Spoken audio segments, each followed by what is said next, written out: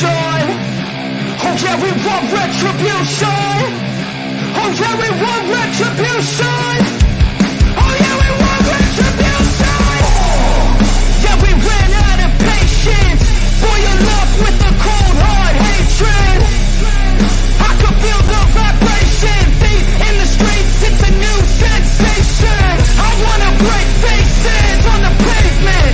I wanna make greatness look complacent. Adrenaline awakened, I can taste it. We can make an impact, grab and then take it. Like a disease, bring them to their knees. They feel their disease. Just like a weed.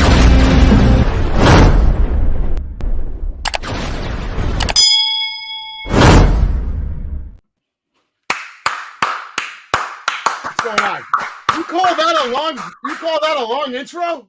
Yeah, I got a long-ass intro. This is what I do over here. You're screwing this shit up. It's not a long intro, man. I was expecting some 3-4 minutes, some fucking craziness. Oh, trust me, we're going to get down and dirty because for those of you that don't already know, please allow me to reintroduce myself. Ladies and gentlemen, I'm the one and only DJ Storms, and I would like to welcome each and every single one of you back here to a very special edition Thursday stream. We turning up on a Thursday. It has been a busy week for the DJ Storms brand, and the hits just keep on coming. As of course, you already know who I am, Mr. Controversy and the operator of the best damn Twitter handle known.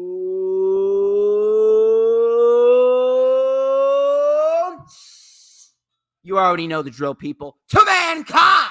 And this is the official rundown for AEW Double or Nothing 2023, which of course is streaming live on Bleacher Report and all pay-per-view platforms this Sunday, with the pre-show starting at 7 p.m. Eastern Time. And as you can see, I am not alone here for my show, continuing my hot streak of guests throughout the month of May. I may have just found an individual who's just as big of an asshole as I am. Ladies and gentlemen, he is the creator of the Wrestling with Savage brand.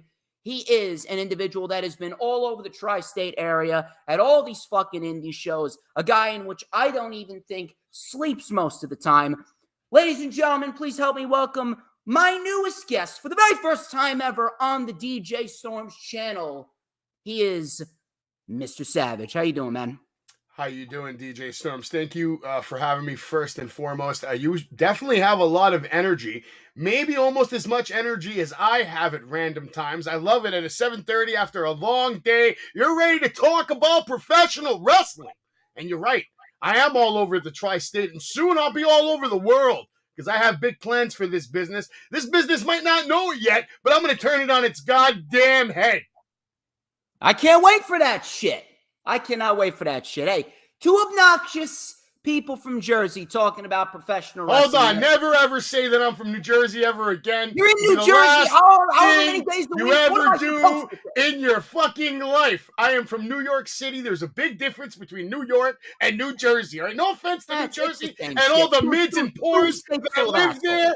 I understand that you're used to going to ISPW shows with all the mids and the poors of Totowas. And what's your town of choice in New Jersey anyway? Where do you hail from in New Jersey? I hail from Elmwood Park, and I am the richest of the rich when it comes to the people of New Jersey. No one does it like me. Okay, I respect it, man. And not a lot of competition there, unless you go down to the Jersey Shore. You know, Vinny, I'm sure, would have something to say about that. Nah, fuck it. I'll become the new situation. Oh, okay. That's actually Mike, but, you know, it's all good. It's all right. Sadly, I know this. I shouldn't know any of this. So what are we here? What are we doing? We're talking AEW today? We're talking about Double or Nothing? Yeah, we actually got ourselves a pretty stacked card. They've really loaded this show up with 8 matches on the main show, 1 match on the pre-show, and I'm very, very pleased to see that Tony Khan is following the route that he took for Revolution, which was easily their best pay-per-view that they've ever done, period, and the way that they mapped that out from the match order to the way that they book the outcomes, especially that main event with MJF and Bryan Danielson. But that was Revolution. This is Double or Nothing. We have ourselves a new set, fresh matches to talk about. But before we get into that, first things first, I'm throwing it back over to you. Where can we find you on social media?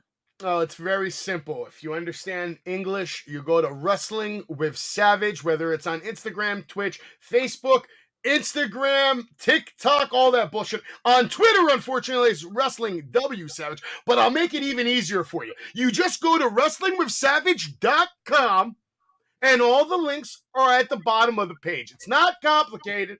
I've made it very simple for the mids of the world. All right, now you're pretty much just copying MJF, motherfucker. But anyway. No, but they are mids, though. He's not wrong. I agree with MJF. I agree with Maxwell, man. I just talked to Maxwell. Did you see my conversation with him? He told me I smelled good. I'm pretty sure you're going to be sucking him off when we get to the main event.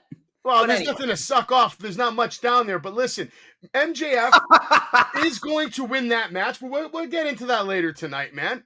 I have a whole analogy for that match. I believe that you have a couple of events coming up within the next 3 to 4 months. Why don't I pull up this show? Definitely a lot of shit going on, man. Here we go. We got ourselves. Tell us about this guest right here coming up. That is the Black Dahlia. She has been trained by Rikishi. She is going to be, keep her on the radar. You will see her in movies. You will see her in Hollywood. You will see her in the WWE. You're going to see her everywhere. She's going to be a future valet in this business, and she's going to make a lot of money. She's actually got her first horror movie coming out next year. It's still a secret project, so I can't release any names, but she will be making her first appearance ever in the East Coast. She has quite the following. If you look her up on Instagram and TikTok, Twitter, she has a pretty big following, but this is her first time ever coming over to the East Coast. So a lot of people are looking forward to that. And what do we got over here? This is Jimmy Hart, the mouth of the South, absolute wrestling legend, who's probably worked with more wrestlers than anyone else in the world combined. He's managed more people than Paul Heyman and Bobby Heenan combined. That's who Jimmy Hart is. Let's just be real. The mouth of the South. Everybody knows him. And I'm doing a road trip with him. You're doing a road trip with Jimmy Hart. I'm going to be on the road with Jimmy Hart for 3 days. So I'm going to use those 3 days to pick whatever's left of his brain apart. And take and absorb all that knowledge, 4 decades worth. Unfucking believable. And how about this big man right here? That is, that's the toughest man in the world, according to many people. Many wrestlers have went on record to say that Haku is the legitimate, most badass wrestler that's ever walked the face of this planet. I'm a big fan, so I can't wait to have him there. That's going to be a same day in and out type of deal. We're flying him in, flying him out. Going to give him the Savage treatment, make sure he has everything he needs from the morning till the nighttime. You'll have a chance to meet this absolute legend at WrestleBash, August 20th, 2023 from 11 to 4. Go and check that out. It's going to be in Fairfield, New Jersey. You see the address right over there. Savage is going to be rocking and rolling over there, and I'm very happy to see Savage really, really breaking out and having a good time and collaborating with all these legends and upcoming stars as well. As far as I go, you can follow me on Twitter and Instagram at HistoryMakerDJS. Once again, that is at HistoryMakerDJS. Why? Because everything that I do, I make history no matter what. I like the name history making. If you're not trying to make history, you're already failing the moment you wake out of bed. So I'll give you some respect for that. You've earned some more respect from the Savage today. Oh, trust me, I'm going to be earning a lot more respect as the stream goes on because I'm the best of the fucking best. But you can also... Don't get ahead of yourself, all right? Let me tell you something. If you don't know who I am, you will after the stream. You can also follow me on Facebook down below. Link will be in the description. For collaborations and business inquiries, please send me an email. My email is, of course, StormsTakeOver@gmail.com. If you like the official DJ Storms business page on Facebook, you will have an opportunity to potentially join the official DJ Storms Posse group on Facebook, which is where the elite members, no pun intended, of the DJ Storms Posse reside. Of course, we are streaming live on my personal Facebook, the DJ Storms Posse page, my channel, Hardcore Sports channel, Hardcore Sports Twitch, Hardcore Sports Twitter, and my Twitter. We got a large outreach. We want to get as many people in here as possible. We got a solid amount of people. I see we got Total with Tom watching. We got ourselves DD, my number one mod, watching. We got Danny Fernandez. He's watching as well. A lot of good people watching. So please, people, share the stream out on all platforms of social media, whether it be Twitter, Facebook, Instagram, Pinterest, Tumblr, Snapchat, TikTok, whatever social media platforms that you may be using. And of course, subscribe to Hardcore Sports. We are over 600 subs. We are looking to be the number one brand in all of sports analytics. Of course, subscribe to the YouTube channel of good old DJ Stormzy and hit that notifications bell with a huge coup de grace. You know why? Because that way you're going to know whenever I pop up on YouTube. Because whenever I pop up on YouTube, oh, baby, it's the best time to be on YouTube. And this is why I stand out, because it is the only time that you're going to get to see this glorious sideburn chin strap combination and this beautiful mustache right here. Earl Cole is not in the chat yet, but this is his favorite part of the stream because I'm going to break out this beautifully crafted magical ace black comb, and we're going to light it up right here on the stream with a little and a dash of and a whole lot of because like Campbell's chicken noodle possibilities, I am just so good. Everybody wants a piece of the Storms Meister. Everyone. I'm the tastiest snack in the IWC. Anyway. Now I think I am getting a little ahead of myself. Enough of the self-brand promotion and the advertisements. We're going to get straight into the festivities here. 9 matches across the board. 9? I thought you said it was 8. Now we're at 9? Yes, we have a one pre-show match. So all pre-show starts 7:30. The pay-per-view ends at 1 in the morning? No, the pay-per-view is going to end probably at 11:45. Just I doubt that. They barely get things done on time, except on Dynamite. At the end of the day, though, this build was a lot better than the build towards Revolution. Dynamite. In what way? In what way? What match are you excited about?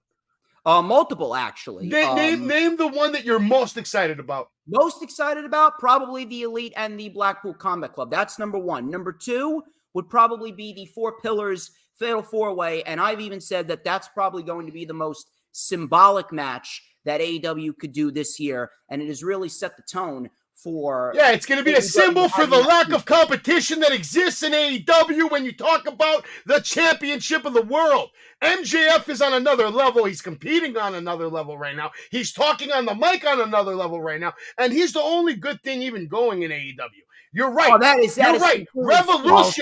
Revolution was an incredible pay-per-view. We did get to see one of the greatest matches that I've ever witnessed personally between him and Bryan Danielson. The storytelling there was good, but the problem I have now with this storyline is we're taking 3 guys who have been only one of them has really gotten over as far as merchant sales. That is also false again. No, it's not. Merchant sales are what talks in professional wrestling. At the end of the day, these guys are supposed to be attractions.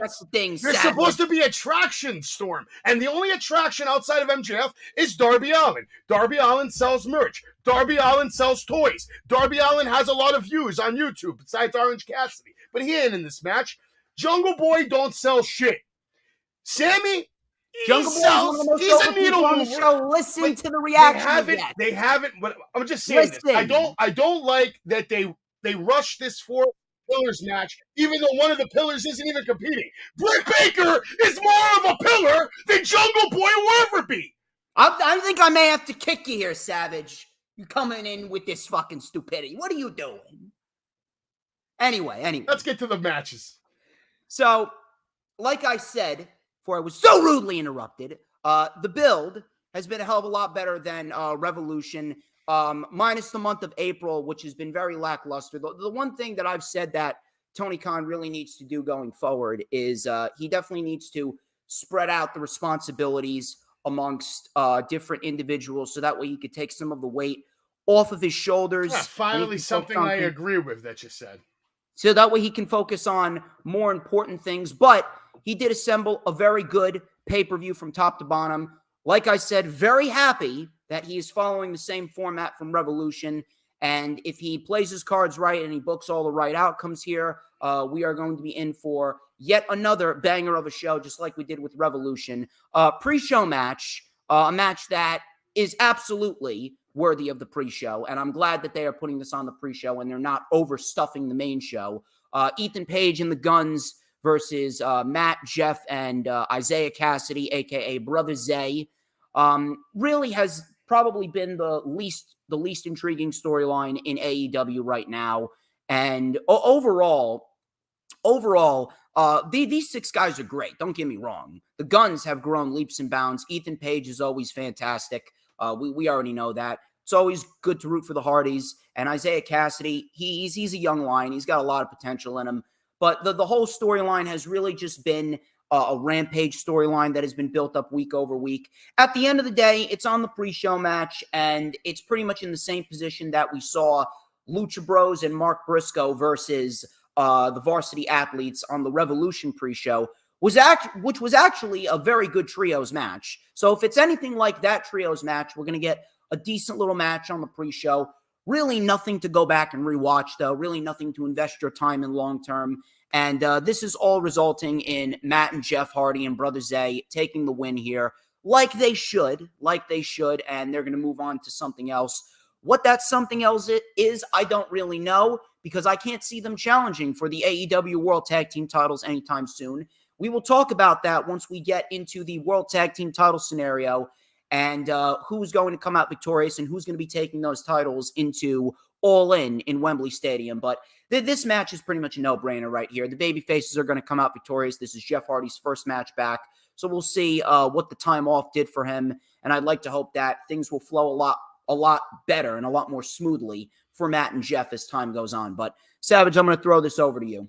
Yeah, this match is a complete shit show, and let me tell you why. The Guns were just your AEW Tag Team Champions, so instead of treating them like such former champions and having them continue to feud with other tag teams that are contending for the championships, I don't know, like Jeff Jarrett or The Acclaimed or whatever. No, we don't do some beautiful fatal 4-way tag team match and take advantage of the opportunity we have to elevate the Guns, elevate The Acclaimed. No. Let's just stick them to the pre-show with 2 Hardy boys who have no business even being back on TV in the first place. But you know what? It's okay. Let's appease all the fans and let's make them happy. Let's get these Rampage superstars from AEW's D-plus show, Rampage, which gets less love than any other product I've ever seen come out of a company's mouth. Rampage should be treated better. Rampage should have been 2 hours. Rampage should have been cared about before they even announced Collision. They can barely manage one good fucking show week to week to week, but you know what we're going to do? We're going to throw Rampage on. We're going to switch it from 4 o'clock to 10 o'clock, and then some days we'll be at 5 o'clock. And guess what? Now we're going to do a show on Saturday! And we're going to take the Guns, and we're going to find a way to fucking shit on them. I love the Guns. The Guns are good. This match will be good. You know why? Because the Guns are in them. Matt Hardy, Jeff Hardy are pro. I don't mind them having a job. I don't mind them making money. I wish Jeff Hardy would stop doing crazy shit so he can have a long career, make money, and not have to go and get fucking drunk the night of and then go and get arrested for another DUI. Matt, Jeff, they can even be tag team champions again. I don't know when. I don't know if that's. I don't think that it's going to be for the foreseeable future. No, not at all. What I think is going to happen is this. I have a feeling that the next 8 months are going to be where the Hardys are going to be winding down their careers.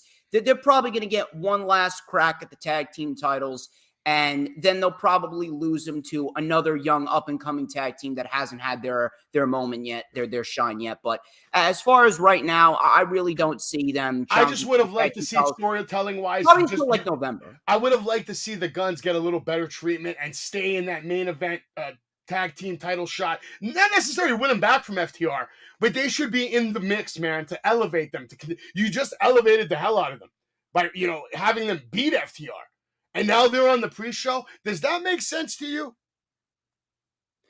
Not particularly. Oh, by the way, shout out to Randy. He's watching. Thank you very much. Shout out to everybody in the chat. Now, here's what I will say.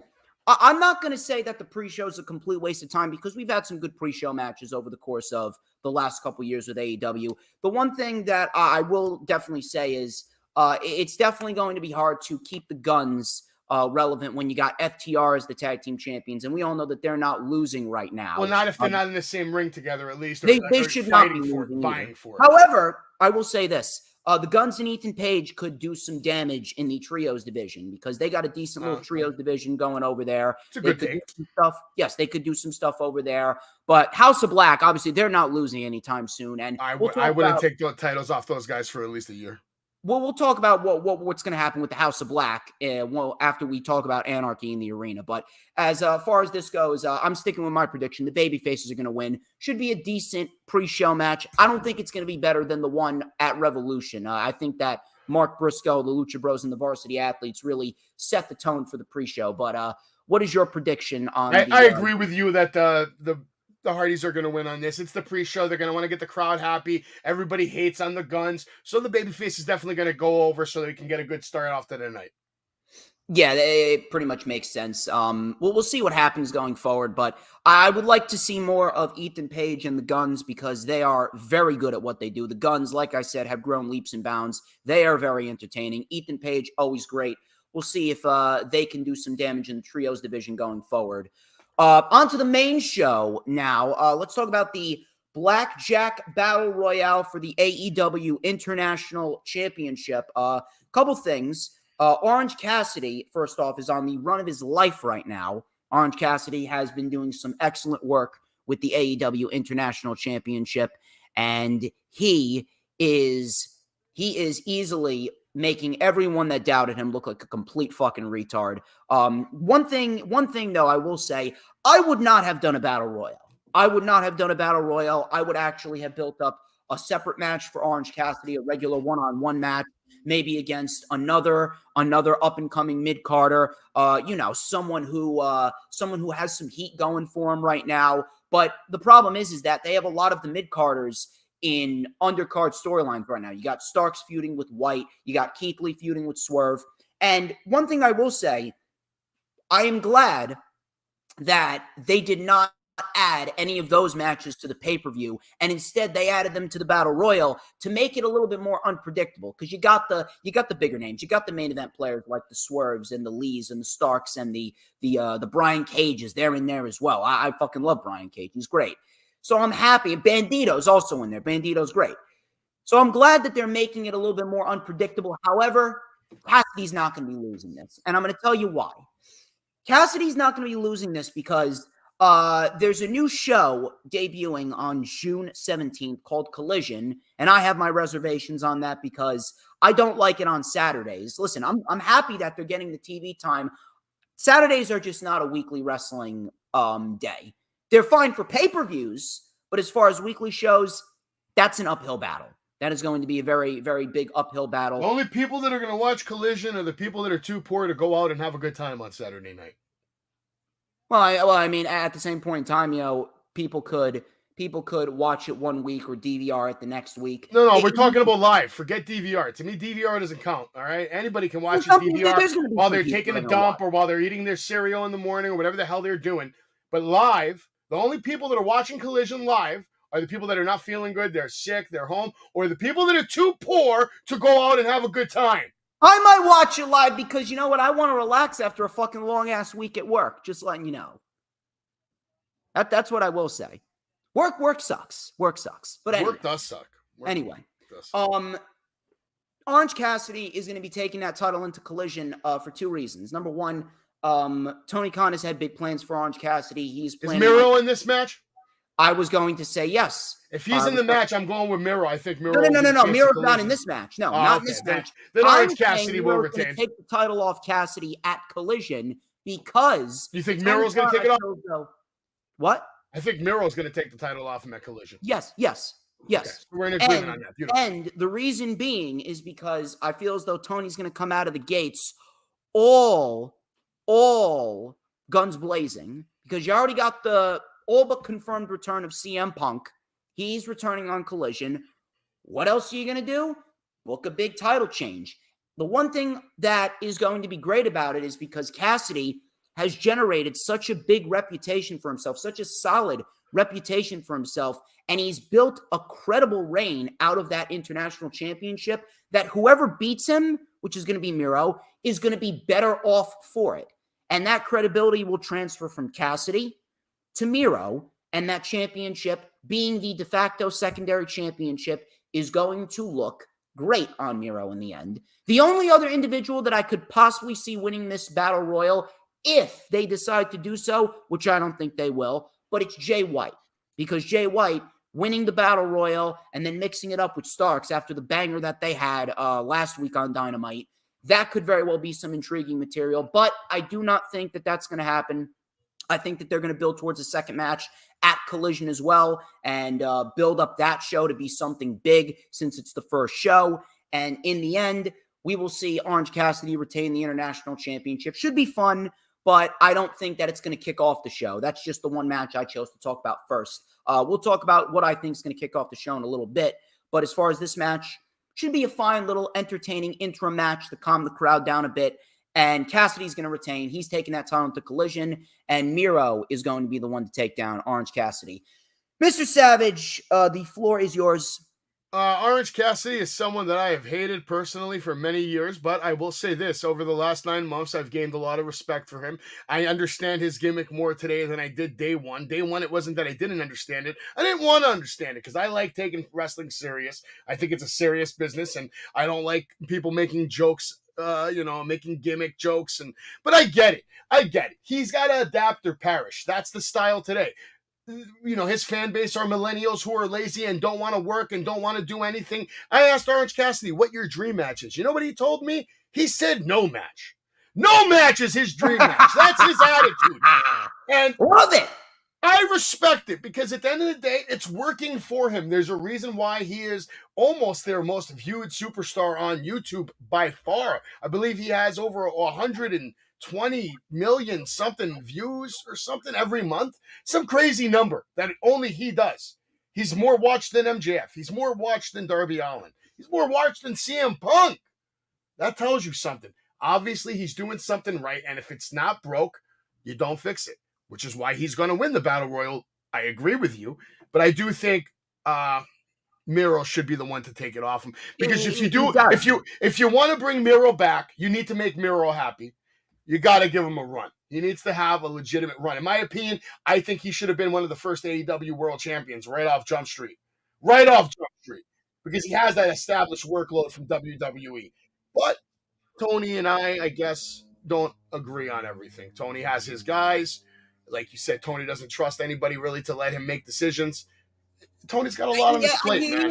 Hang on. I don't think it's not that he doesn't trust anyone. Here's why I think that Tony Khan is taking on so much responsibilities. He probably doesn't trust a lot of people with decisions, No. though. He probably trusts people. He probably has people that he talks to. But I feel as though the main problem with Tony Khan is not the fact that he wants to run everything because he doesn't trust anyone. It's because of the fact that from day one, he's been unnecessarily shit on for a lot of things. And at the end, when WWE was putting out all these shit shows back in 2017, 2018, 2019, he came along and he made professional wrestling great again with AEW. It's not perfect by a long shot, but at the end of the day, he rejuvenated a lot of people's passion and love for the sport. And seeing that he got so much unnecessary shit, he probably took that to heart, and he's very, very prideful and proud of the fact that he has built up this company as a very, very credible contender for WWE. Not even a contender, but a very, very good place for other wrestlers who won't get the opportunities in WWE to work with. And he's very prideful of that. So he's hesitant to give it up. It's not a matter of him not trusting anyone. It's just the fact that he's very proud of his creation. That's what I'm getting from it, because Tony Khan does not seem like a greedy, selfish son of a bitch that's going to try and keep everything for himself because he thinks he's the only one that can run it. He's not.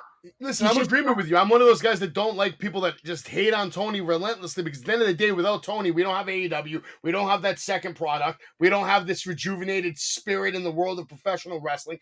But at the end of the day, Tony Khan is going to be the guy that gets all the gripe from all the people, because you can't make everybody happy, unfortunately. No matter how hard you try, you just can never make everyone happy. You're not happy about a couple of things, probably. I'm not happy about a couple of things. No, absolutely not. But No way. here's the thing. But he tries his best. I'll give him that. He tries his best, man. He's one man. He's not lazy. That's one thing. Oh, he probably sleeps less than me. He's not. That's the main difference between WWE and AEW. You can sense it when you watch WWE. Ever since coming out of WrestleMania, WWE is lazy as fuck. The more money they make, the lazier they become. Tony, it's not even that they're lazy, my friend. They have a playbook that's set in stone, and they always go back to it. That's the problem. It could be a lazy playbook, but it's a playbook, and unfortunately, it's been put down, and it's been used and rinsed and repeated since 1990. Let's be honest. Babyface heel storytelling. Babyface heel storytelling. Build up. More like lack of storytelling there. But at the end of the day, well, that's the problem. The real problem is when they hired the writers, man. When they hired the writers and they don't let the talent try to come up with their own ideas, their own beef. It used to happen that way. They used to let certain people have privileges if they earned it. Guys like Stone Cold or The Rock, Triple H. Nowadays, who do you really see have those kind of privileges? Except maybe in AEW, you see it a little more. And that's because Tony has brought that aspect back by listening to some of his guys, saying, MJF, what do you think is a good story? What direction do you want to see your character? Same with Jericho, the Punks of the world. I'm not sure who else. Maybe Kenny Omega and the Bucks probably have that kind of pull. Do you think anybody else has that kind of pull in AEW on that level? I don't think that they're essentially running everything. Not running everything, no, but they can have more input in their actual character There's a presentation. lot of people that have a lot of input. A lot of people that have a lot of input, and you know what? That is ultimately what we need in the world of pro wrestling, because when you allow someone to go out there and be themselves, they are inevitably going to get over. Shout out to Toto with Tom. I hope you have a good night as well. Yes, go watch TV with your wife, man. Toto with Tom is a real one. Good guy, man. Good guy. We'll see him on Saturday. We'll see him on Saturday for sure. You're going to see him on Saturday. I will not be there, unfortunately. You're going to miss Rick Recon's world title win. I hope he loses to Bull James again. Nah, Rick Recon. I hope he loses. Bull James is on a run right now. There's no reason to end it. If it should have ended, it should have ended at 80s Con. It will end at Garrett Mountain Mania, mark my words. Anyway, let's move on to the TBS Championship match. This is Taya Valkyrie versus Jade Cargill. First off, let me go first on this one. This is going to be a good match, actually. This is going to be one of Jade Cargill's best matches up to date. I love the fact that they're probably going to give him 10 to 12 minutes, maybe 15 minutes to actually work a program, actually have spots, hit the ropes, multiple maneuvers, false finishes. It's going to have a little bit of everything, and it's going to really show you how far Jade Cargill has come as a professional wrestler. And Valkyrie is like the perfect opponent for her, but Jade Cargill wins and retains at the end of the day.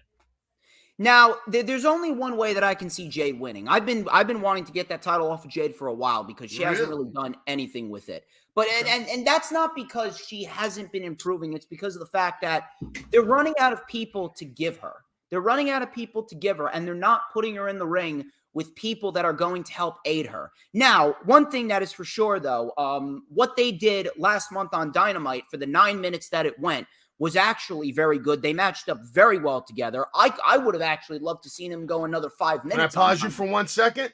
I know you're saying they're running out of people, but you got to take into account the fact that they have two other rosters full access. They have full access to the Ring of Honor roster. They have full access to the New Japan roster. The plan with Jade Cargill is 3-4 squash matches and then a good match, a good contender. So trust me when I say they definitely have plenty of people to feed her, at least for the rest of the year. I promise you that.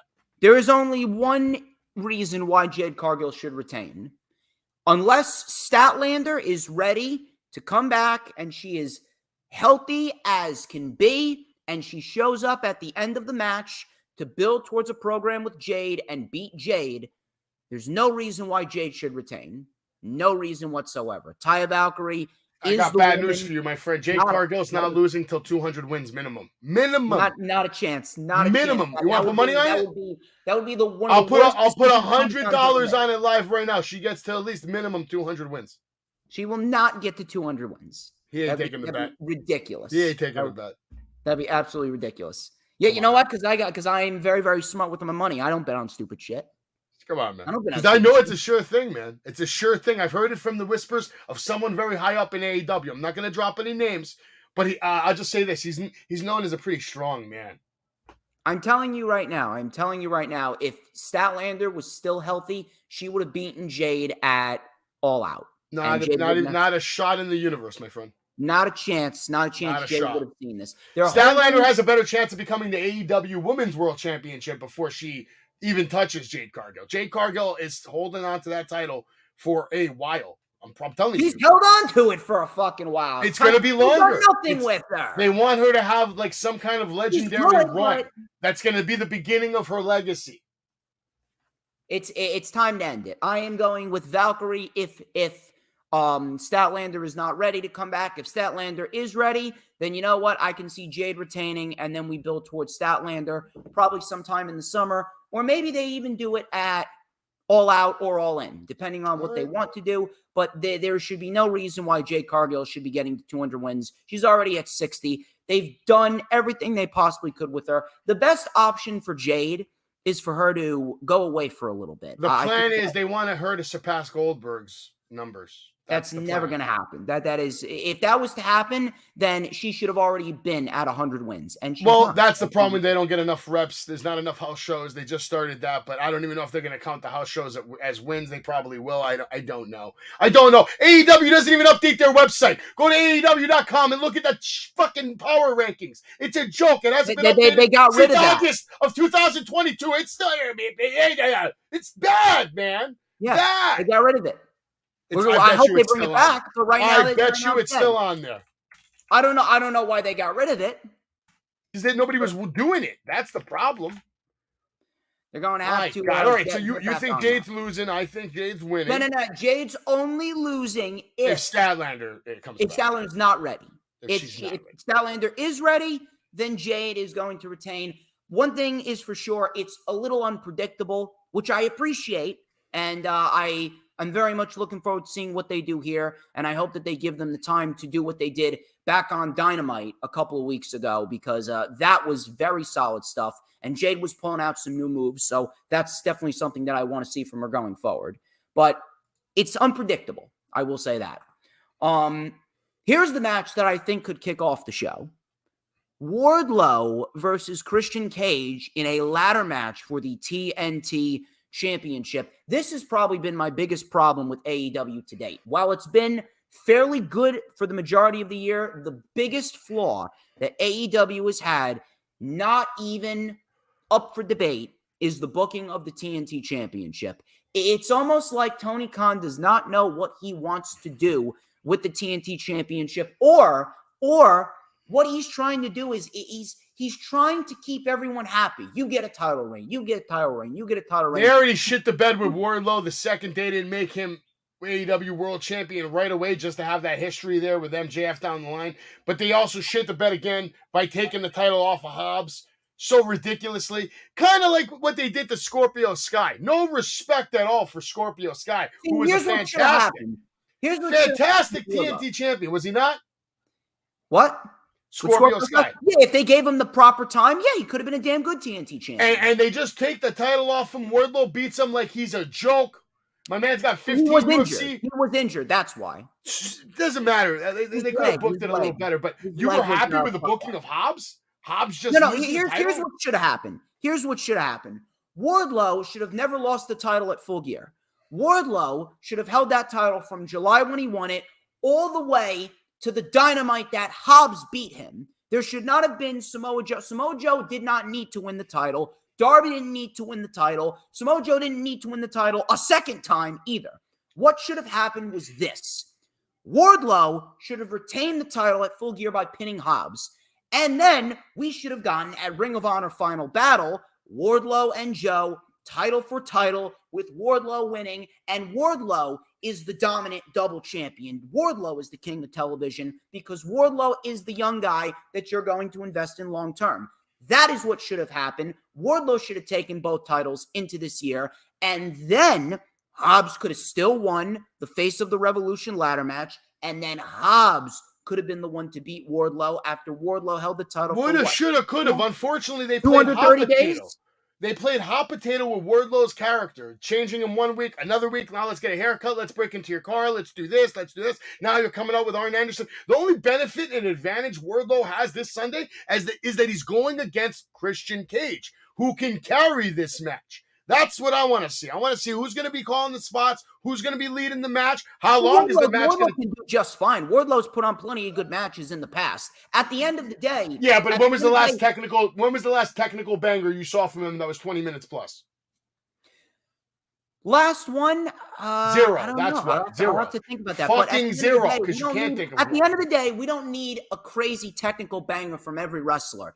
No, but it's good to see that he can have. He has the ability, though. That's my point. I've seen him go in the Indies. No, he does have the ability, and look, he's had some solid matches with the likes of Joe and the likes of Hobbs himself, and the likes of who else? The likes of Brian Cage as well. Him and Brian Cage put on a great match on Dynamite. Yeah, a couple I'll back. give you that one.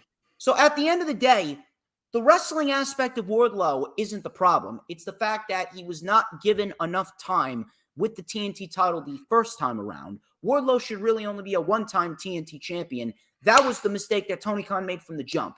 Now you have Wardlow as the TNT champion now. There is no reason to take it off of him again. Wardlow needs to be champion minimum full gear.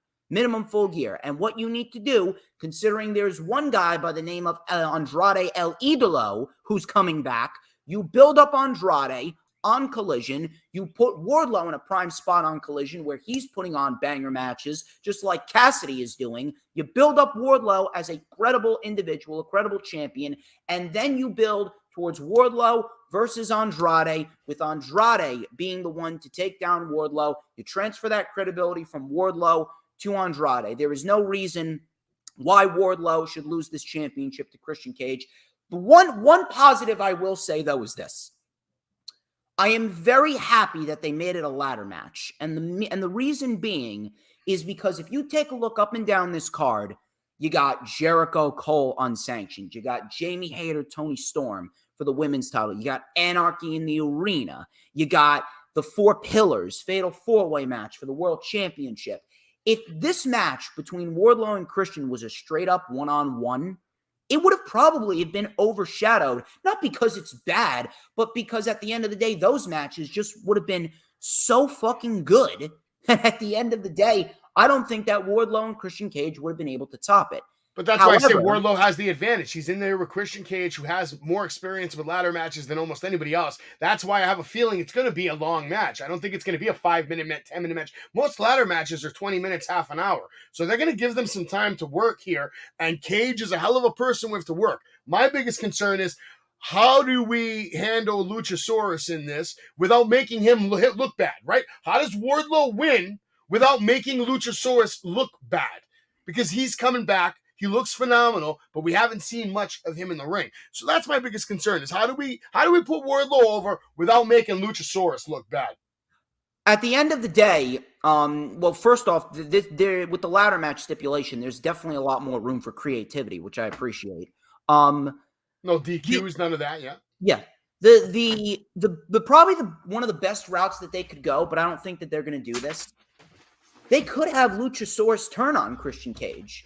They could have that because think about this. Everyone thought it was going to be Luchasaurus. Maybe Christian attacks him, says during the match, maybe you didn't help me, or you didn't help me enough, pushes him, and Lucha snaps. Could happen. Could happen.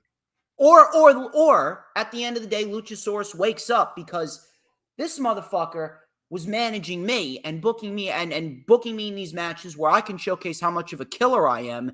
And then here, this motherfucker, after losing to Jungle Boy, after going through a war with Jungle Boy and losing at Revolution, this motherfucker takes a TNT title opportunity away from me. Yeah, that's a good point. Guy. Now that would be a fine thing to do. And that's a good answer, though. That's how you can make Luchasaurus save face and not look bad. Or if anything, just have Luchasaurus taken out before the match by Wardlow, so that way he's not even at ringside. But that They still could makes do him that. look bad because then Wardlow No, just not really. I mean, if Luchasaurus is beaten to a pulp with chairs and kendo sticks and tables, at the end of the day, it doesn't matter who the fuck you are. You get put through a table, you get bashed with kendo sticks. Unless you're fucking John Cena from 2006, you ain't getting fucking back up. That's the thing. They're treating him like a monster. Monsters don't just stay down, man. Like, you got to remember that. That's wrestling booking 101. You know, you're saying, oh, it doesn't matter who you are. Well, back in the day, you hit Kane with a steel chair, you hit Undertaker it didn't matter because they were monsters. And you want Lucha to have that same vibe. So if you just take him out immediately, you're taking away that mystique. You're taking away that power, that ability to see he's a monster. You don't want to do that to a guy like that. Especially before he even had a run. Powerbombed onto Luchasaurus, and they're both taken out by Wardlow. Because at the end of the day, this has to lead to a Luchasaurus Wardlow match as well. That's what could work is if you distract the big man. Maybe someone else gets involved, comes out, and then Lucha has to chase him backstage, and he just disappears for the rest of the night. Something like that, I'm okay with. I just don't want to see Lucha get sacrificed just for Wardlow to get a win. That's all I'm saying. But I think Wardlow's going to retain in this match. I don't think he's going to lose. He should retain. And that's all I got to say about this one. Let's move on to the next. Well, actually, there's a couple more things. Oh, God, you got more? What else you got on these guys? As it concerns Wardlow, who else? Are you love Wardlow? Do you have a Wardlow t-shirt in your closet? I actually don't. I have a couple MJFs. I'm wearing the Acclaimed. I got a Hangman. I got Omega, but no Wardlow. But what I was going to ask is, who else can you see challenging Wardlow in the future before he gets to Andrade? I got a few. They could definitely do Luchasaurus. They could do a match with Roddy. I think that Roddy could bring something out of. I think him and Miro would have a wonderful program if they could get it. You know, I don't think that Miro. I think Miro's taking the title off of Cassidy. Which I agree with that. But still, you asked me who I think that he could have a program with. Miro would be a guy he could have a program with. Brody King. Possibly, but I think the House of Black, they're going to continue. Yeah, no, for sure. Like, let's say if he didn't have the titles, Brody King could have a nice match with him. I got to really think here. Now, I have a match that they could potentially book for Wembley. So a lot of people are probably not going to like it, but look, at this rate, I feel as though this could very well come to fruition because they have a lot of big time shows coming up. And unfortunately, I don't know. I don't want it to happen, but we could potentially see Bill Goldberg make his way in. And that's probably going to happen. Yeah, I'm not surprised by that. But Goldberg versus anybody's a marquee match. Doesn't matter who he fights. As long as Goldberg's in there, his name alone, whether you're a fan of him or not, his name alone, unfortunately, sells merch, sells tickets. It gets butts and seats. He ain't going to do shit for AEW. I'm just letting you know. But at the end of the day, I hate it, but it's the way it is. Look, if Wardlow's going to come in and Goldberg is going to be Jay White, man, down the road. Jay White goes after that TNT title when he's done with Ricky Starks over here. I would not mind that. I would not mind that at all. You see, or even Juice. Juice Robinson would be a great opponent for Wardlow. One thing about Jay White, and I want to throw this out there, and this is probably the biggest benefit of having Jay White on the roster. Jay White, if people have not noticed, Jay White is a very versatile individual. You can stick him anywhere, and he will make it work. And that's the one thing that I love about Jay White the most. But look, if Goldberg's going to come in and do a job for Wardlow in Wembley, at the end of the day, we're just going to have to live with that. We're going to move on here to the next match. We got Chris Jericho, the Ocho, versus Adam Cole, Bebe, unsanctioned, with Sabu as the special enforcer. I'm not sure what's going to go down, but if we're going to have like a plethora of ECW guys come out and attack the Jericho Appreciation Society, maybe RVD, maybe Taz in there, Sabu, and I've been hearing a bunch of rumors. I just worked with Sabu a couple of months ago at the Battlefield. I got to spend a few hours with him. A very nice gentleman. So I was super excited just to see him on TV. Didn't make sense, but I didn't care because at the end of the day, Jericho does have a history with Sabu, so. Yeah, but it's so random and out of nowhere. And I was expecting to see Kyle O'Reilly or Bobby Fish, maybe some kind of undisputed. Maybe O'Reilly shows up. Maybe. I miss O'Reilly. O'Reilly was putting on bangers last year in AEW. His matches are missed. I'll say that. Yes. But in the end, if we get some sort of an ECW reunion, I would not mind that at all. But Jericho was definitely the perfect guy for Adam Cole to feud with upon his return, because Jericho is the made man of AEW, and his task is helping get other people over. That's what he's bred to do. He did it with Claudio. He did it with Kingston. He did it with Ricky Starks, X amount of other people. The list goes on and on. Oh, don't forget about Action Andretti, the biggest upset of the fucking year. Action Andretti. But here's a statement. Here's a statement that might blow your little mind away. Chris Jericho is probably going to win the AEW World Championship again before Adam Cole ever wins it the first time. I can't really see that happening, because Jericho right now, I don't think he wants to. I'll tell you why, because MJF, first of all, is not losing that title anytime soon. No, he's not losing that title. When MJF, here's my point, when MJF starts losing that title, he's going to lose it often and keep winning it back, and then lose it and then win it back. That is a terrible, terrible idea. I'm telling you, he's going to be that guy that you just can't keep the title off him, and he finds a way to always get it back from Jericho, from Omega. If he loses the world Punk. title, if he loses the world title, he's probably not going to hold it for a little bit more time, or if anything, he could probably go after another championship. I do want to see him actually build another resume with more than just the world championship. Yeah, you can't degrade him like that. He doesn't care about any other titles. It's not degrading. It would be elevating the championship, and it would be building a resume for MJF, because he doesn't want to elevate anything except the Triple B, baby. Some of the greatest didn't just hold one world title. They held a plethora of titles. They held Hulk Hogan was never Intercontinental Champion, my friend. Yeah, one guy, but the guys like Triple H and the guys like John Cena and Randy Orton and MJF is going to be that one guy. He is the generational talent. If there is going to be that one guy, it's probably going to be a Jericho. It's probably going to be a Moxley. But MJF, he's a guy that I can't see just being a world champion. Before he leaves, he could very well have MJF, because we got to talk about that. We got to talk about this guy later in the main event. Look, who do you think's winning this match between Adam Cole and Chris Jericho right now? Who? I did say it's the perfect feud for Adam Cole. Adam Cole is going to take this. It's got to be Adam Cole, right? It's got to be. At the end of the day, match. Yeah. At the end of the day, Cole's winning. The question is, where do these guys go afterwards? Because here's the thing. Punk was rumored to feud with Jericho upon his return, but that's not happening. I've heard that. And Punk reportedly wants to work with Samoa Joe, which I have no issue with whatsoever. But if Joe's going to work with Punk, Mark Briscoe's going to be taking the Ring of Honor World TV title off him. Where does Jericho fit? I don't know. I think Jericho and Cole are going to have an extensive program. I think this isn't the last match we're going to see out of them. I think we're probably going to get at least one or two more matches out of them and make it like a best of three kind of series.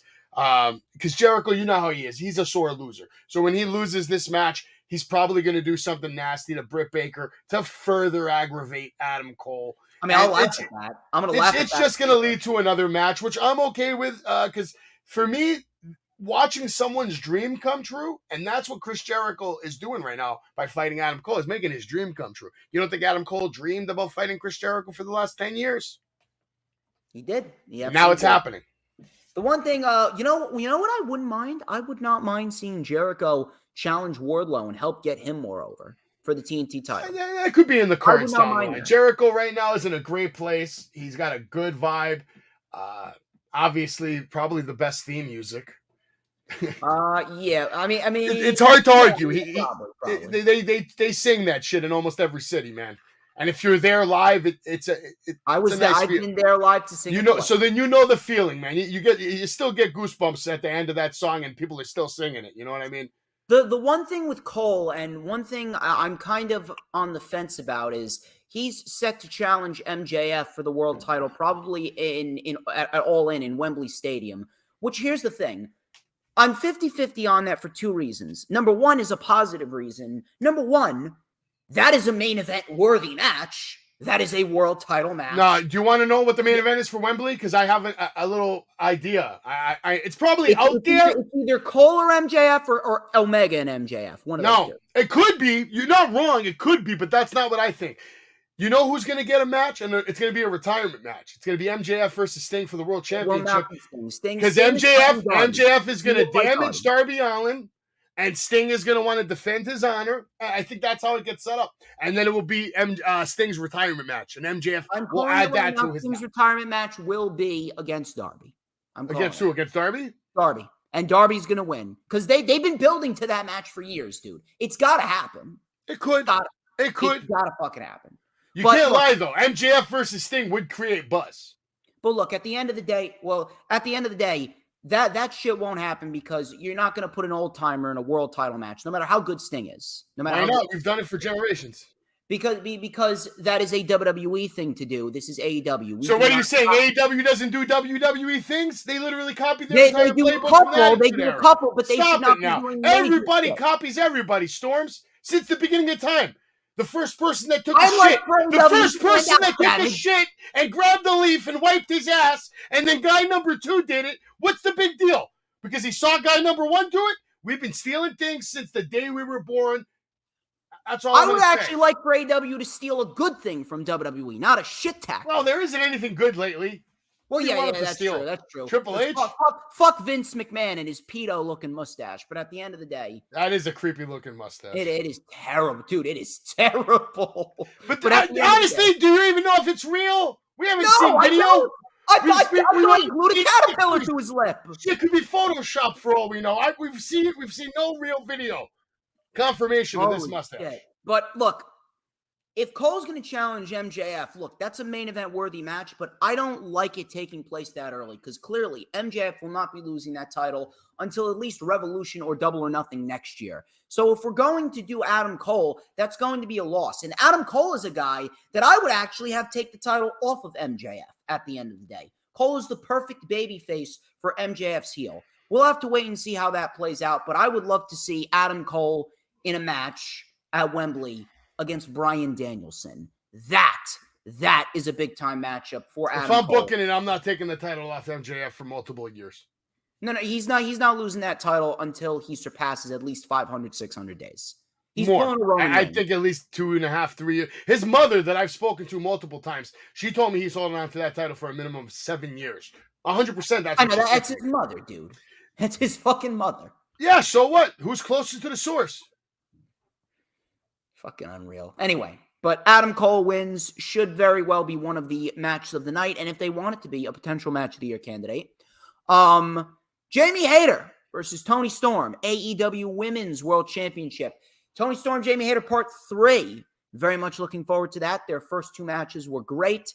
The second match, obviously, being one of the better women's matches, maybe the best women's match of 2022, minus Becky Lynch and Bianca Belair from WrestleMania 38. Stop it. Rhea Ripley had a better match. Stop it. I'm talking about 2022, not 2023. All right. I thought you were talking about that. 2023, it's Ripley and Charlotte, even though Ripley and Charlotte was the match of the weekend. Fuck Charlotte Flair. That was the match of the weekend, though. Not match of the weekend, but best women's match of the weekend. It was good. Match of the weekend was either Roman or Cody or Zayn and Owens versus the Usos. One of those two. But Rhea Ripley and Charlotte Flair, that is a match of the year candidate. That will be on my top 10. It will be.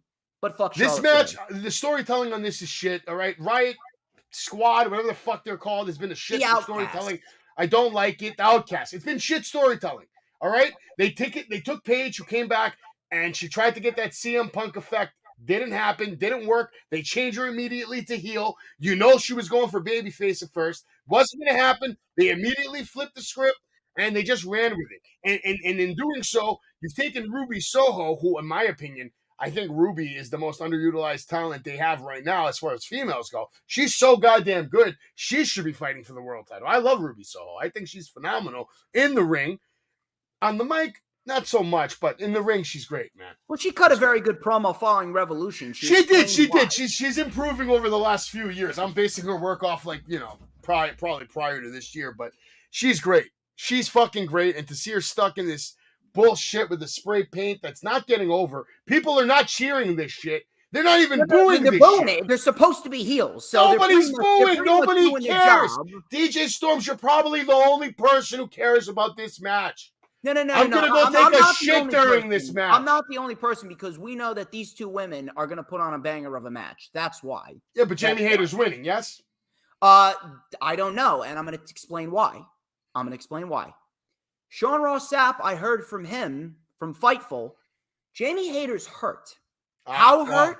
It was not specified. I didn't hear that. So if that's How true, hurt yeah. it was not specified. That's sad, Now, too, because the only match I care about is I want to see Britt Baker versus Jamie Hayter when that story evolves. Which could happen, yes. Now, here's the thing.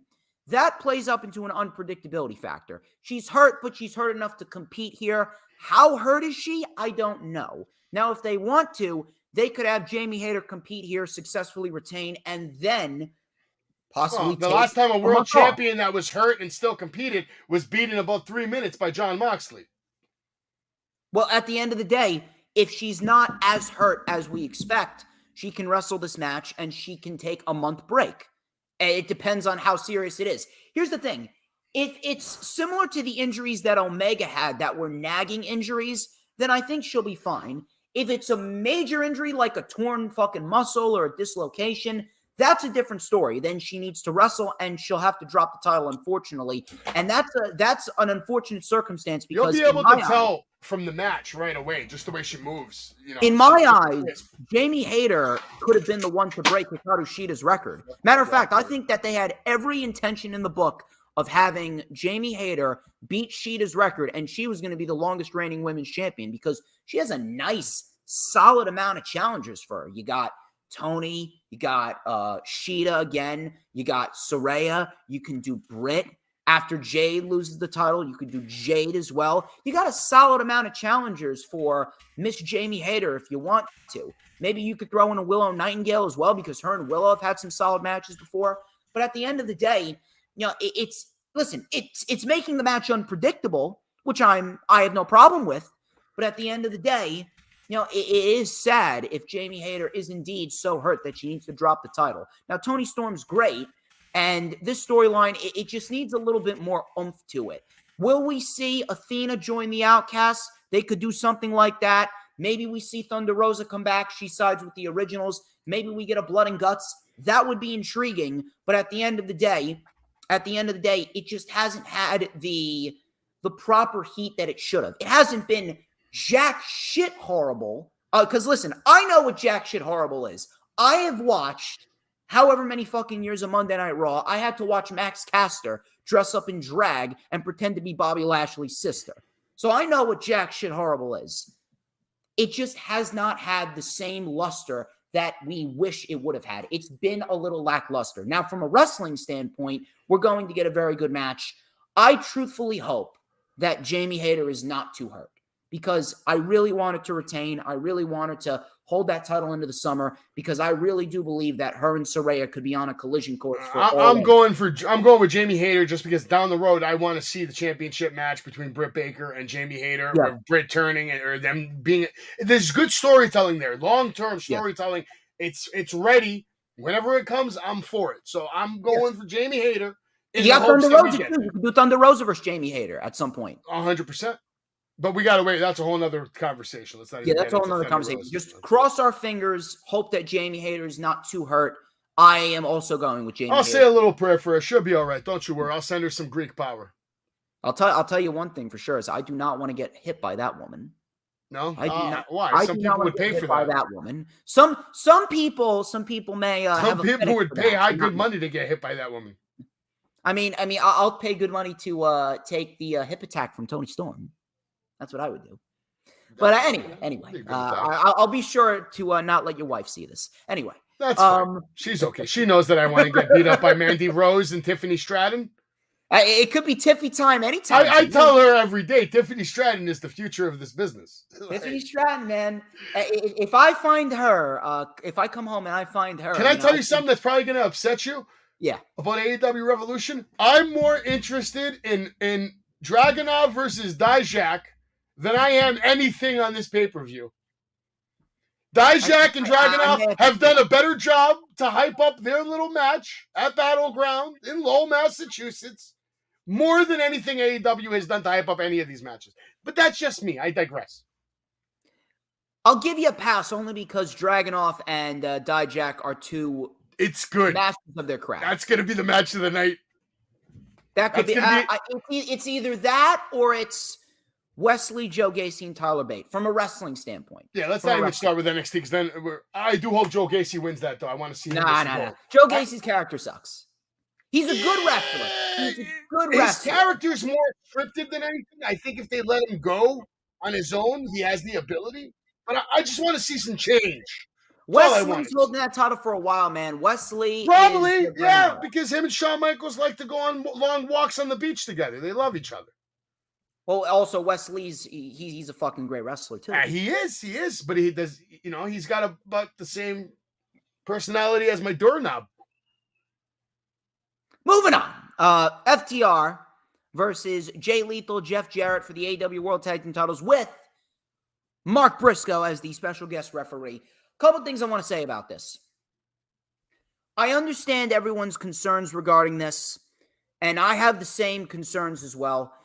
Jay Lethal and Jeff Jarrett, there's no reason why these two should be constantly challenging for the World Tag Team titles. This is their third time. They should have won it the first time. They should not have won it at all. They should not have No. It would have been great. That would have been a terrible decision. It would have been great because then the Acclaim could have just took it right back from him the week later. That's WWE. It would have shot the... AEW. So what? It worked in the Attitude Era. God damn it, when we used to get the Attitude Era. This is 2023. How dare you say fuck the Attitude Era? How dare you? Not everything in the Attitude Era was perfect. There should be no such thing as a title reign that lasts under 100 days. Kane had one for 24 hours and it was good shit. No, it sucked. It was good shit. It sucked. Everybody wanted Stone Cold to come back and hit that stunner, baby. Your ass. Anyway. How old are you? 24. You don't have a fucking clue about the Attitude Era. I have watched plenty of clips on the cock. You weren't there live. I'm not. Did I say a lie? No, but at the end of the day, 24 You're hours. over here judging the Attitude Era based off replays and what some douchebag probably said during a documentary. At the end of the day, the Attitude Era was, yes, the best portion of wrestling's history, but at the end of the day, 24-hour title reigns, no matter which era they're in, suck. Anyway. Jeff Jarrett, Jay Lethal should not have been challenging for the tag team titles. This is their fourth time challenging. Fourth fucking time challenging. Is it really their fourth time?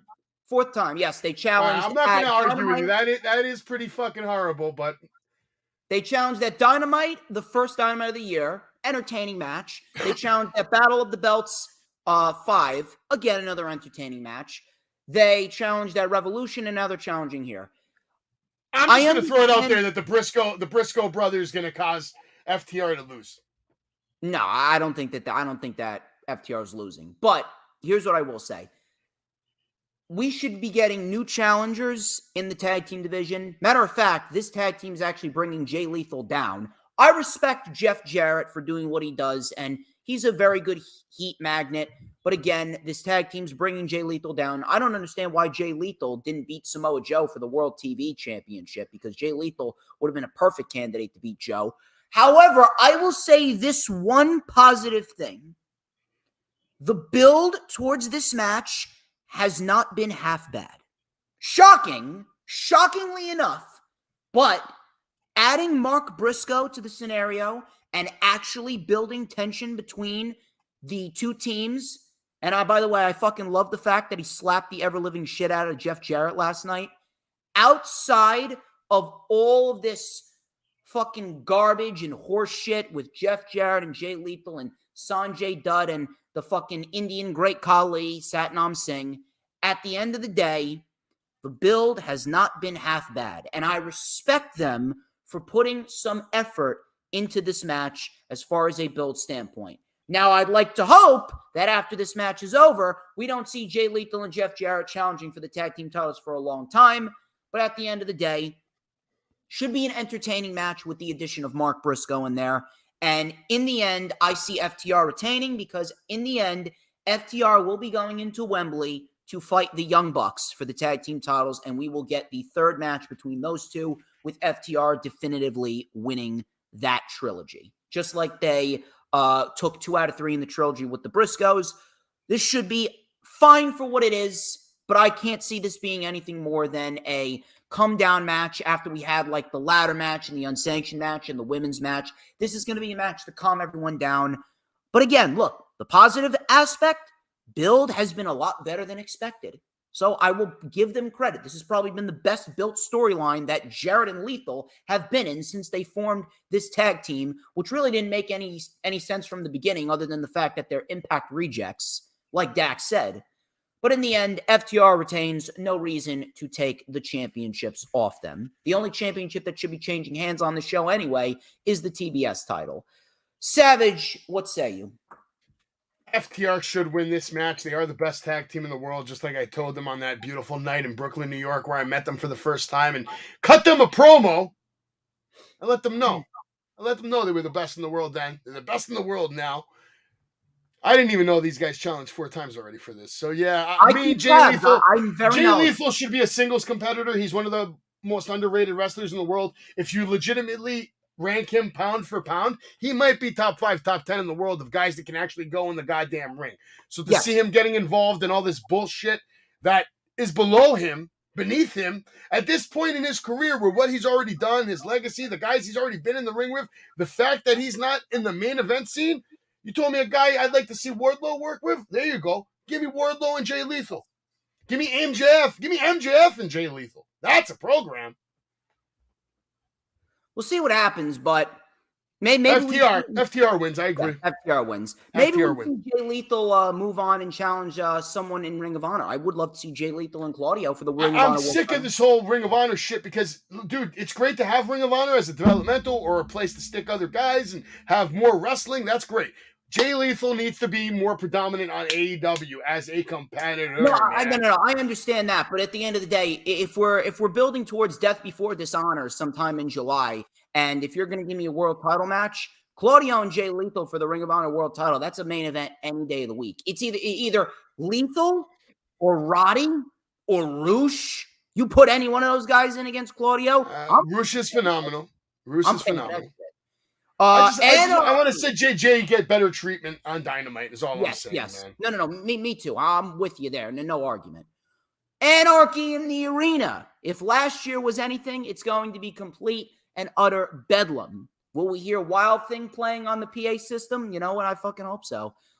Elite, Blackpool Combat Club. This has been the best storyline built up into this show. And I have full expectations that these 8 individuals are absolutely going to rip each other to fucking shreds, and I'm going to enjoy every minute of it. I'm going to throw this out there. The Elite are not going to win this match. They're not going to win this match. You know why? Because they got Blood and Guts coming up.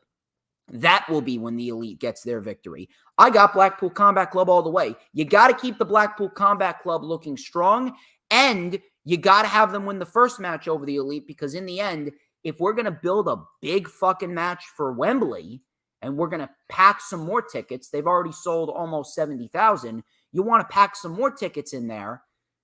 Give me House of Black versus the Blackpool Combat Club. Yeah, but you know what? Those 75,000 tickets, half of them are by scalpers and robots, all right?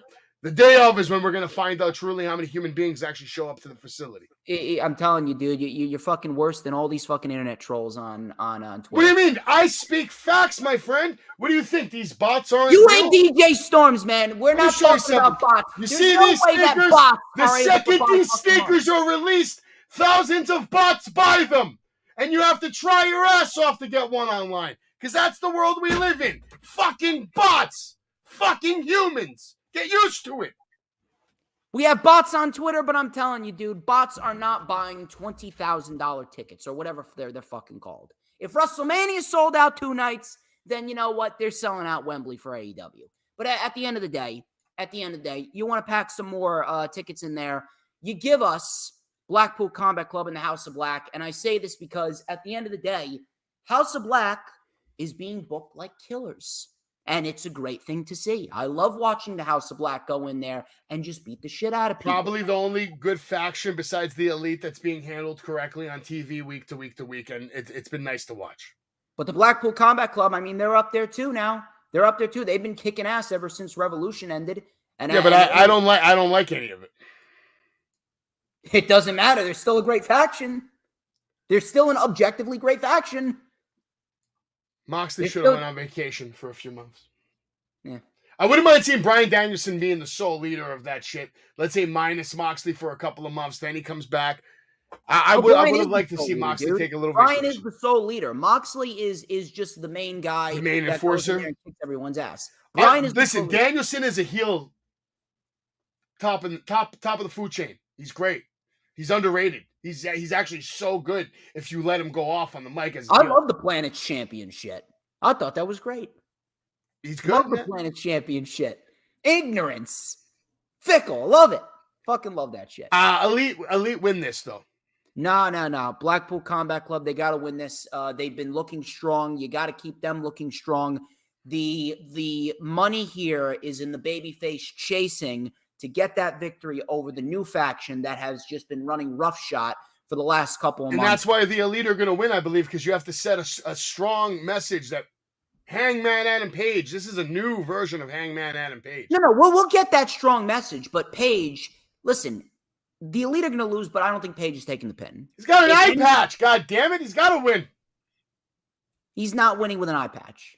At the end of the day, one of the Bucks are taking the pin. One of the Bucks will take the pin, and the Blackpool Combat Club will indeed get the victory. We will build towards the Blood and Guts match, which will probably take place after Forbidden Door. I would leave it somewhere in July. I wouldn't do it in June like they did last. Wheeler Useless is the reason why the Elite. Wheeler Yuta is fucking awesome. I don't know. Wheeler Useless. Wheeler Yuta is awesome. Come on, man. They're not even from Blackpool, just like Jay said. They're not even from Blackpool. Who fucking cares? I fucking care about the details. Who fucking cares? I could say that I'm from the fucking Eye of the Storm, and guess what? It would work like without William Regal. I lost interest in the Blackpool Combat Club. I give it to Danielson. That's on you, my dog. That's on you, my dog. Why is it on me? Because you really have to be interested in them because of a fucking manager like William Regal. It made sense. They get out of my shot. It brought the story together, man. It brought the story together. At the end of the day, I think you are blinded by the glitz and the glamour of the star power you're getting in the ring, and you're automatically respecting it because it's Claudio and John Moxley and Danielson. No. And Wheeler Useless. Them because they are booked like savages. You see what I did there? Okay, nice segue. But book like savages, are they really though? Yes. Are they? They don't have any gold. They don't have any gold. They don't have any title shots. They have nothing. So because like you're telling me they're booked like savages. That is not their strong suit right now. Minus Claudio with the world title, that is not their strong suit. You want to have other people. Moxley coming out week after week and telling you about how he's going to break your hand and knock out your teeth and blah, blah, blah. At this point, the only thing that would make me happy with a Moxley match is if he came out to the ring fucking bleeding already. You'll probably get that. That would make me pop. You'll probably he just get comes out to the ring, fucking bleeding all the way from gorilla to the fucking middle of the ring, ready to go. That would make me pop. You'll probably get that on Sunday, but I'm telling you right now, I am telling you, Blackpool Combat Club is going to win, and if they're going to build towards the Blood and Guts, which I do think they will, it is best for them to do it in July. I would not do it immediately after Forbidden Door like they did last year. Spread it out. Truth be told, the only person I give a shit about in this entire storyline is Kenny God Omega. By God Omega. He's the most talented human in that ring out of everybody. You want to know how the Blackpool Combat Club are going to win? You want to know? Takeshita's going to come out, turn on them, and Takeshita will indeed be aligned with the Blackpool Combat Club. We got Don Callis as well, right? He's going to be... Don Callis is going to brainwash Takeshita. Takeshita will indeed be costing the Elite. And then I'll tell you who the Elite's going to bring in. A certain golden star by the name of Kota Ibushi, and that is your Blood and Guts match. Well, don't forget, we got Forbidden Door coming up too, no? He will make an appearance at Forbidden Door. He will make an appearance at Forbidden Door. You're probably right. They're probably going to let the Elite loose so they can set up a whole storyline for multiple shows. For Kota Ibushi to come in, and it will be 5-on-5 and Blood and Guts, which I hope is going to be in July, because that way you got Double or Nothing in May, Forbidden Door in June, Blood and Guts in July, all in August. It just makes sense. But I got Blackpool Combat Club. Are you still going with the Elite? I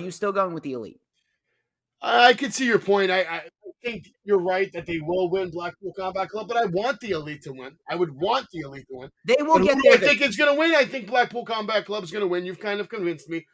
So They they're will going to get win, their but I moment. want the Elite to win. I will be cheering for Kenny Omega. I'm a Kenny Omega fan. I'm a big fan of his work. I think he's one of the last few guys in this business that really understand the Yes. prestige, going out there and with the look, the persona, how hard he goes on every single spot. I respect the hell out of Kenny Omega. I love Kenny Omega. It's going to be fun because if Omega gets the shot at MJF at All In, you're going to be caught between a rock and a hard place. I'll probably cheer for Kenny Omega if that happens. But that's why I'm trying to avoid that program. It's going to happen. It's gotta. But MJF could always find a way to win. He's that guy. MJF is that guy. But yeah, I got Blackpool Combat Club here. Main event. And once again, perfect amount of matches that they got. Really hoping they stick to that going forward.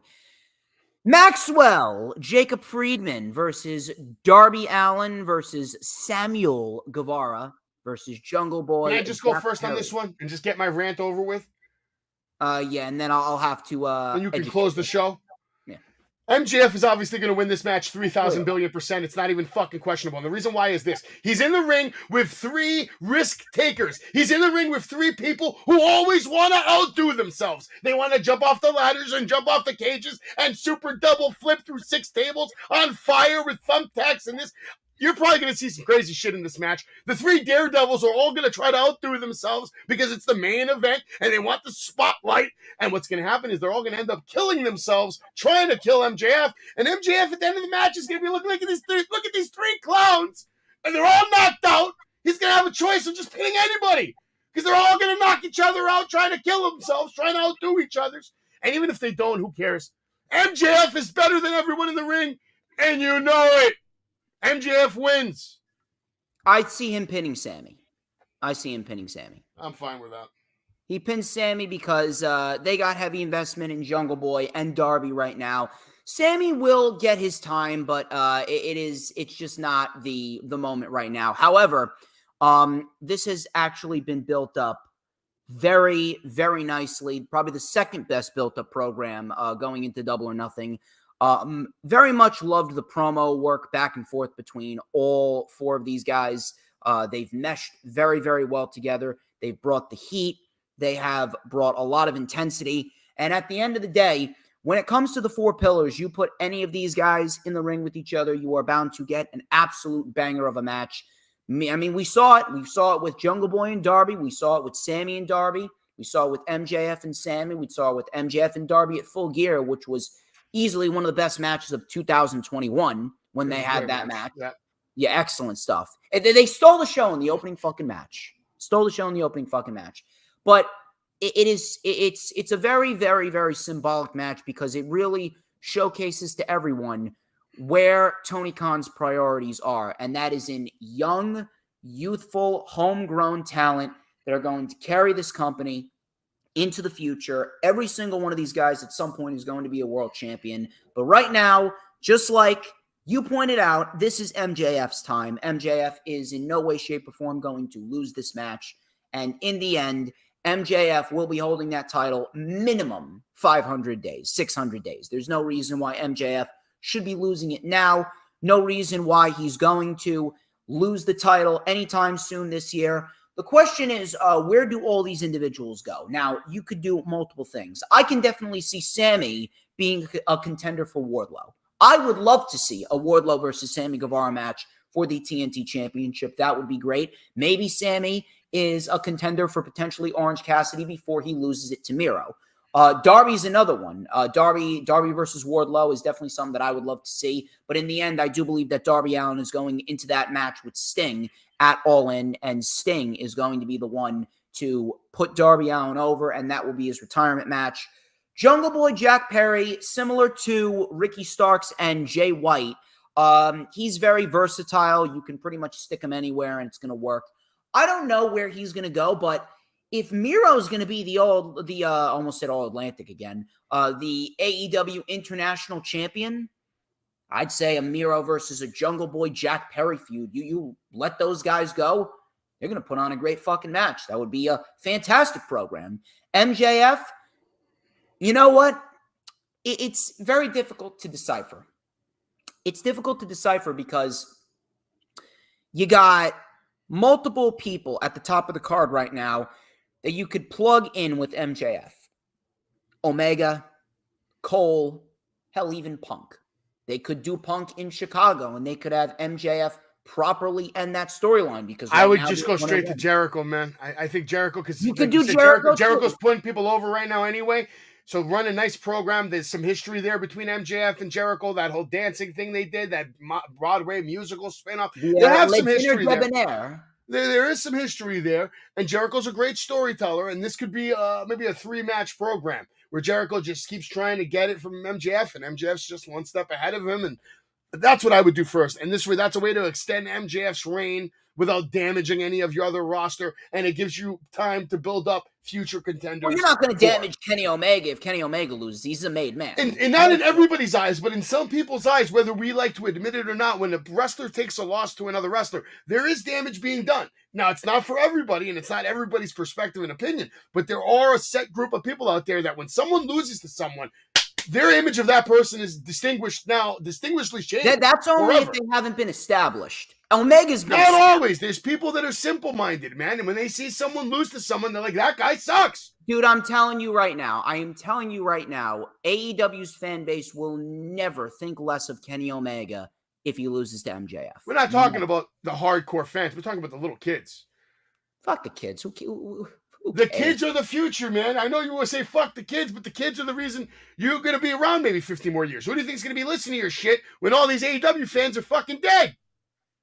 They ain't going to be dead for at least another 40 more years. You don't know that. They have kids of my own. These AEW fans, they ain't eating right. They ain't brushing their teeth. Some of these places they go to. Have you been to Ohio? They have the perfect fucking teeth. I have not one single cavity in my fucking tooth. Picture perfect. Well, not everybody is DJ Storms, by the dentist all the time. You're from New Jersey. I guess they taught you well there. No, not all the time. I'm the last of a dying breed. Have you ever seen fans from Davenport, Ohio? Do you know what's happening in states like this? You're from Ohio? No, God damn it! I'm from New York. I'm just letting you know. I just figured I'd get you with that one. No way. No, but listen, it's going to be a fun pay-per-view. Yeah. There is a stat card. There's some matches I got one more. I'm more interested in it now than I was before this show. I'll tell you that. One more challenger I have for MJF. Whenever they want to do it, they could do Hangman because we never got a proper. Oh yes. I'm leaving his name on the back burner. MJF program. That's a big reason why I don't want the Elite to lose that match. I want Hangman to get some momentum and go off into a singles run, whether it be for a TNT championship, or whether it be for All Atlantic championship, or maybe even the World Heavyweight Championship. I got a great strategy. I love that. I love Hangman. He's already been a world champion. If you want to book Hangman over the course of the next couple of months, I would not mind seeing Hangman and MJF in the main event of All Out after Hangman goes. You know who would be a great opponent for Hangman at All In? Will Ospreay. Will Ospreay will be a great opponent for anybody and any time in the world. He's one of the greatest wrestlers in the world right now. Probably top 3 in the world, active pound for pound guys that are hitting the ropes. That would be a great program, a great match. And you know what? You can even do the Dark Order versus Aussie Open. Aussie Open, they're my tag team, man. I fucking love Aussie Open. Like my 3 best pure wrestlers in the world right now, and it's sad to say MJF's not even on that list, and not because he's not good, just because he doesn't have the reps. But in no order, it's Kenny Omega, Seth Rollins, and Will Ospreay. I will say this, though. MJF holds the accolade of putting on the greatest Iron Man match in history. It's up there. Yeah, no, you can argue it for hours and hours and hours, without a doubt. For sure, though, I'm a very persuasive individual, and I can make people even more excited before a pay-per-view. To me, that was match of the year, hands down, so far. Yes, match of the year, hands down. No, that's match of the year. Number 2 is KO and Sammy versus the Usos. That's the top 2. Top 2 right there. I'm not going to get into the 2, but for match of the year, 100% MJF and Danielson. But ladies and gentlemen, that wraps up this edition of the Rundown. Savage, yes. We went almost 90 minutes. We clocked in at a very good time.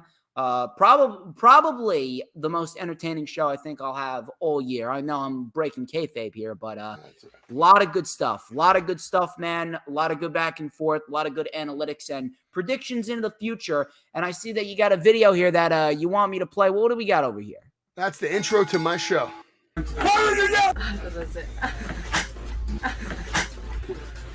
Nice stiffy. You're fucking having a shot battle with Ken Anderson.